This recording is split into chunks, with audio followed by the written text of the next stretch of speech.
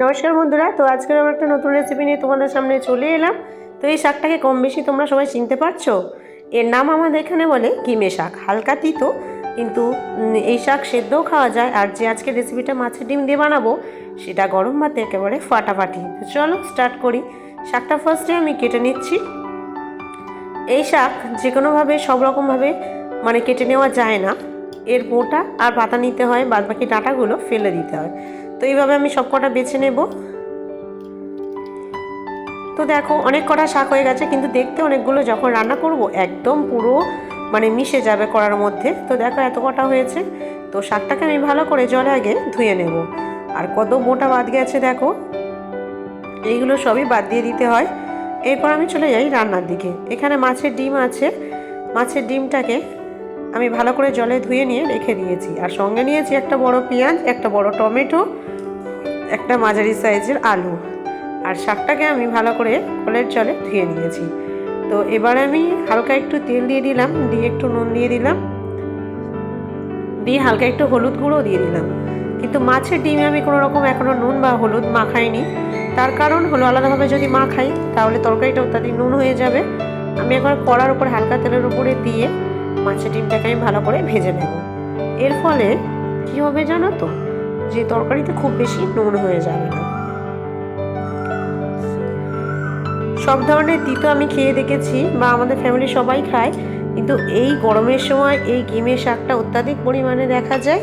আর এই তিতোটা ভীষণ ভীষণ ভালো লাগে। তোমরা যদি মাছের ডিম নাও পাও, যেভাবে আমি দেখাচ্ছি এইভাবে মাছের ডিম ছাড়া রান্না করলেও খুব ভালো লাগে। মাছের পোটা দিয়েও বানাতে পারো।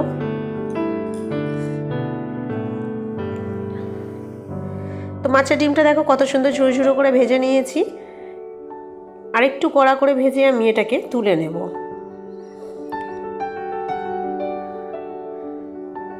দেখো আরেকটু নাড়াচাড়া করে আমি এবার মাছের ডিমটাকে তুলে নিচ্ছি। তো হয়ে গেছে আমার মাছের ডিমগুলোকে ভাজা। তো এগুলো আমি আগে আস্তে আস্তে তুলে নিচ্ছি।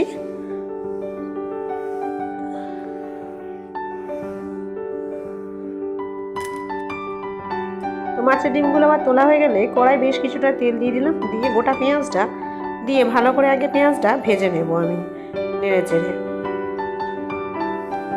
তো এই রান্নাটা খুব একটা বেশি দেরি হয় না। তো পেঁয়াজটাকে আমি ভালো করে দেখো তেলে নাড়াচাড়া দিয়ে ভালোভাবে ভেজে নেব।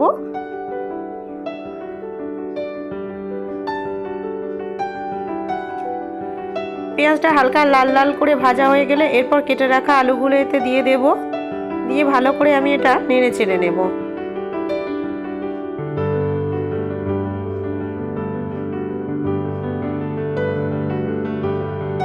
তো আলুগুলোকে হালকা আমি তেলের ওপরে আগে ভেজে নেব, নিয়ে কেটে রাখা টমেটোগুলো দিয়ে দেব, দিয়ে আবারও ভালো করে নাড়তে চাড়তে থাকবো, কারণ টমেটোটা যাতে হালকা ভাজা ভাজা হয়।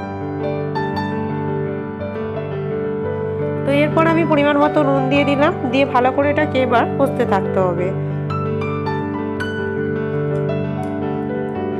আর এই তরকারিটা করতে গেলে অবশ্যই একটু বেশি করে টমেটো দেবে। টমেটো দিলে তরকারিটার টেস্ট সম্পূর্ণ আলাদা হয়। তো পরিমাণ মতো একটু হলুদ গুঁড়ো দিয়ে দিলাম, দিয়ে ভালো করে এটাকে কষতে থাকছি। দেখো কত সুন্দর তরকারি কালারটা এসছে। হালকা একটু আদা রসুন বাটাও দিয়ে দিলাম,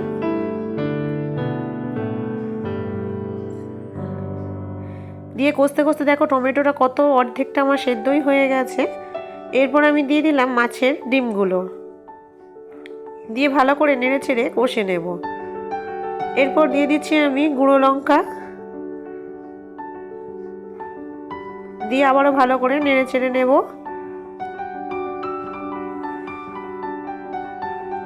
এরপর দিয়ে দেব হালকা একটু জল, জাস্ট হালকাভাবে কষে নেওয়ার জন্য। এখনই তরকারিটা দেখতে দেখো কত সুন্দর লাগছে। তো জলটা আমার পুরো শুকনো হয়ে এসছে। এবার হালকাভাবে ভালোভাবে কষে নেব নেড়ে চেড়ে নিয়ে।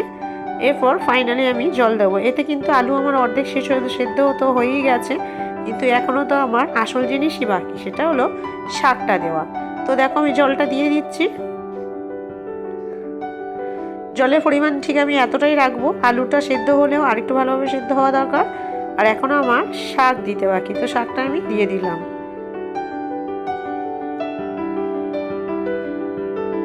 শাকটা দিয়ে আমি এবার ঢাকনা চাপা দিয়ে দেব আর ফিরে আসবো 2 থেকে 3 মিনিট পরে। তো দেখো 2 থেকে 3 মিনিট পর ফিরে আসতে শাক দেখো, দেখে মনেই হচ্ছে না যে কোথায় শাকগুলো আমার চলে গেল। আমি খুলে দেখেও আশ্চর্য হয়ে গেলাম যে শাক আদৌ দিলাম তো। তো দেখো শাক কতটুকু হয়ে গেছে। জলটা একদম শুকনো করে আমি এটাকে নামাবো। যতটা জল শুকনো করে নামাতে পারবেন টেস্ট ততটাই হয়। হালকা একটু জিরে পাউডার আর গোলমরিচ পাউডার দিয়ে দিলাম, দিয়ে ভালো করে নেড়ে চেড়ে আমি একদম শুকনো শুকনো অবস্থায় এটাকে নামিয়ে নেব।